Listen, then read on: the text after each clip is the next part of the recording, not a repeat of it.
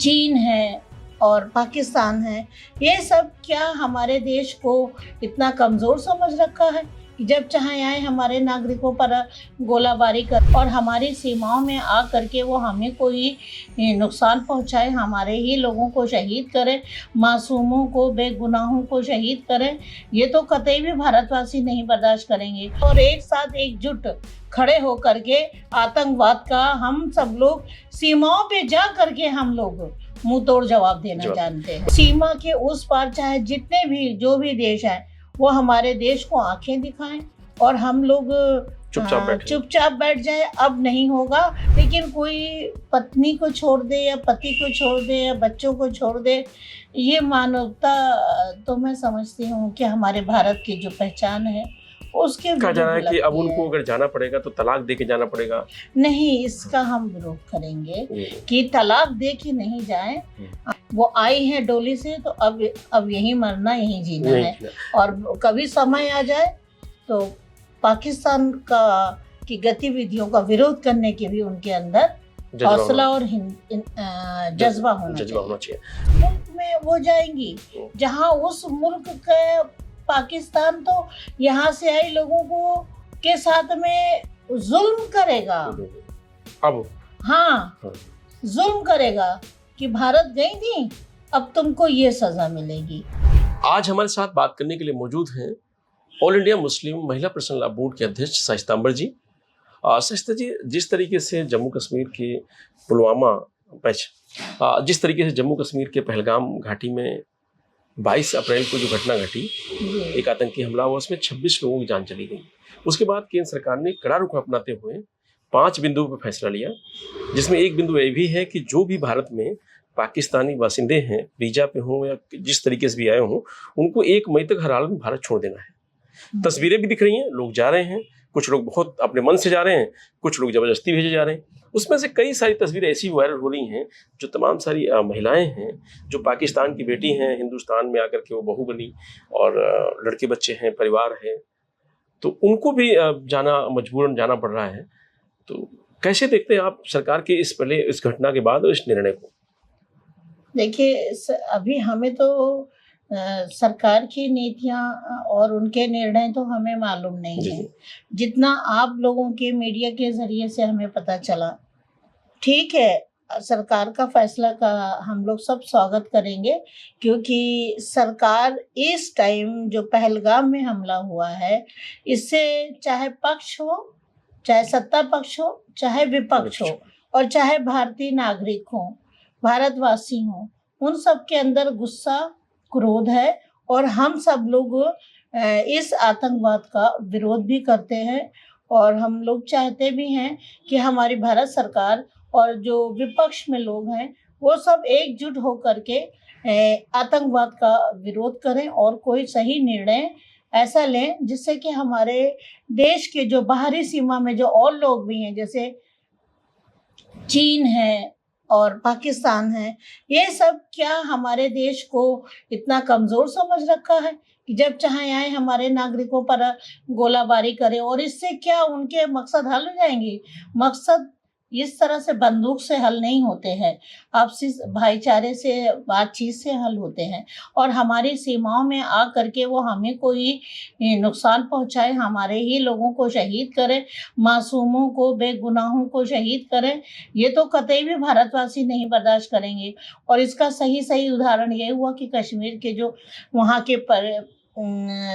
के निवासी थे, जो छोटे मोटे अपना कारोबार रोजी रोटी चलाते थे, वो पर्यटनों को अपना खुदा मानते थे, अपना भगवान मानते थे, क्योंकि उन्हीं से उनकी साल भर की कमाई होती थी और वो ही उनकी सुरक्षा में अपनी जान तक दे दिया।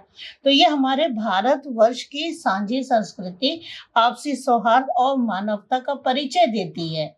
और इसी को ही हम लोग कभी भी, इससे हम लोग किसी तरह से कोई ना पीछे हटने वाले हैं कोई समझौता और न समझौता करेंगे। जो जी। भारत सरकार और जो विपक्ष के लोग हैं एकजुट होकर फैसला करेंगे, उसका भारतीय नागरिक उसका स्वागत करेंगे और सराहना भी करेंगे और एक साथ एकजुट खड़े होकर के आतंकवाद का हम सब लोग सीमाओं पे जा करके हम लोग मुंह तोड़ जवाब देना जानते हैं। मतलब अब समय आ गया है क्योंकि कई घटनाएं ऐसी हो गई हैं, अब कम से कम ठोस निर्णय लेने का समय आ गया आतंकवाद के खिलाफ। बिल्कुल, हमारा देश सन 47 से आजादी के बाद से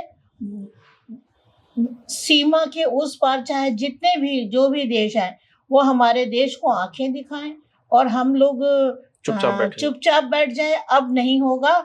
हम लोग शुरू से आतंकवाद का मुकाबला कर रहे हैं और बहुत पीड़ित हो चुके हैं, बहुत पीड़ित हो चुके हैं। हमारे देश के आम नागरिक मासूम लोगों का रोजगार चौपट होता है, एक दूसरे का आपसी सौहार्द कहीं न कहीं उसको चोट पहुंचती है, तो मासूम लोग बेचारे परेशान होते हैं और हम लोग सरकार पे ही भरोसा करते हैं। ठीक है, निर्णय लिया। जो महिलाएं जैसे हैं जिनकी शादी यहाँ हो गई है, उनके लिए आप क्या कहेंगे? क्या लगता है आपको कि थोड़ा सा विचार करने की जरूरत है सरकार की? जो यहाँ शादी हो गई है, यहाँ परिवार उनका बस गया, यहाँ रहने लगी, ऐसे लोगों पे क्या विचार करने की जरूरत है आपको लगता है? हाँ, मैं ये कहूंगी कि हमारा देश विश्व गुरु के रास्ते पे चल रहा है और वसुधैव कुटुंबकम की परंपरा को जीता है और पूरी दुनिया में यही एक देश ऐसा है जो सभी धर्मों को और भाषाओं को, समुदाय वर्ग को लेकर के चलता है, यही इसकी पहचान है।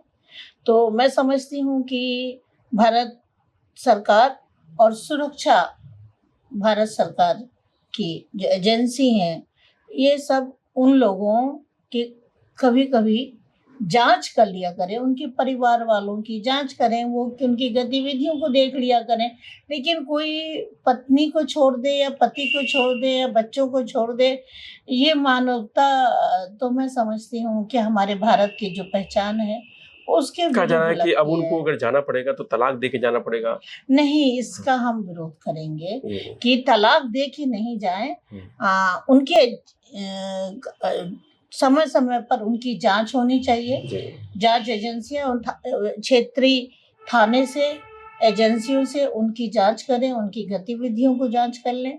और अब जो हमारे देश की वो नागरिक हो गई हैं, वोटर हैं, तो मैं समझती हूँ उनका हक बनता है भारत के लिए वो अपनी वफादारी और भारत सरकार के लिए अपनी वफादारी उनको भी दिखाना चाहिए।